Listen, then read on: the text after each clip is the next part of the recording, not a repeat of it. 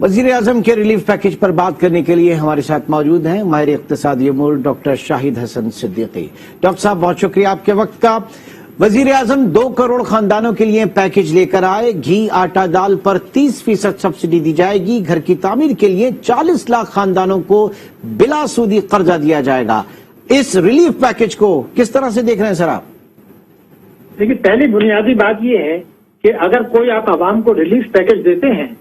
تو اس سے فائدہ اٹھانے کے لیے بنیادی شرط یہ ہے کہ آپ اپنے ٹیکس کی چوری روک کر اپنے وسائل پہلے بڑھائیں، نمبر 1۔ دوسرے یہ کہ جو کچھ ریلیف دے رہے ہیں وہ بجٹ خسارہ بڑھا کر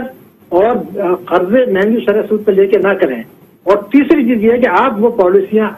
بنائیں جس کی وجہ سے آگے چل کر مہنگائی میں بہت زیادہ اضافہ نہ ہو، کیونکہ مہنگائی کی جو اونچی شرح ہے وہ عوام پر ایک ظالمانہ ٹیکس ہوتی ہے۔ تو اگر ان شرائط پر ہم دیکھیں تو جو کچھ مجھے نظر آ رہا ہے اور جو بالکل واضح ہے کہ اگر آنے والے وقت میں مہنگائی ہماری بڑھے گی، خدا نخواستہ ہمارا بجٹ خسارہ بڑھے گا، عوام پر انڈائریکٹ ٹیکسز لگائے جائیں گے، شرح سود بڑھے گی، ترقیاتی اخراجات میں کٹوتی ہوگی اور بے تحاشا قرضے لیے جائیں گے، تو اس کا مطلب یہ ہے کہ جو کچھ عوام کو پیکج دیا گیا ہے اس سے کہیں زیادہ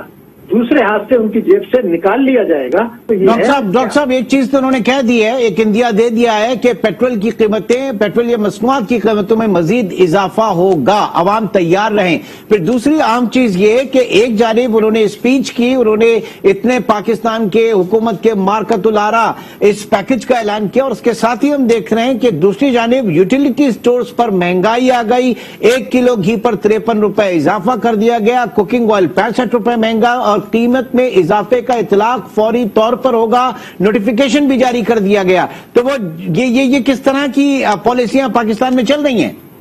دیکھیے یہ تو بالکل واضح ہے نا، میں آپ سے وہی عرض کر رہا تھا نا کہ یہ تو انہوں نے جو ہے ایسا لگتا ہے کہ جو مہنگائی کا طوفان یہاں آنے والا ہے جس سے عوام جھلسیں گے اس کے اوپر پانی چھڑکا ہے ابھی فی الحال تو، لیکن سوال سے یہ پیدا ہوتا ہے کہ آپ ہم کیا اچیو کیا کرنا چاہ رہے ہیں اس طریقے سے کمپیئر کر کے۔ ابھی یہ تو مہنگائی کو بڑھنے، پیٹرول کی جب وہ بات کرتے ہیں، اگر وہ نہ بھی کہتے تو ہمیں پتا تھا، اس لیے کہ 610 ارب روپیہ آپ نے پیٹرولیم لیوی کی مد میں رکھا ہے اس سال بجٹ میں، جو بنتا ہے 50 ارب روپیہ ماہانہ۔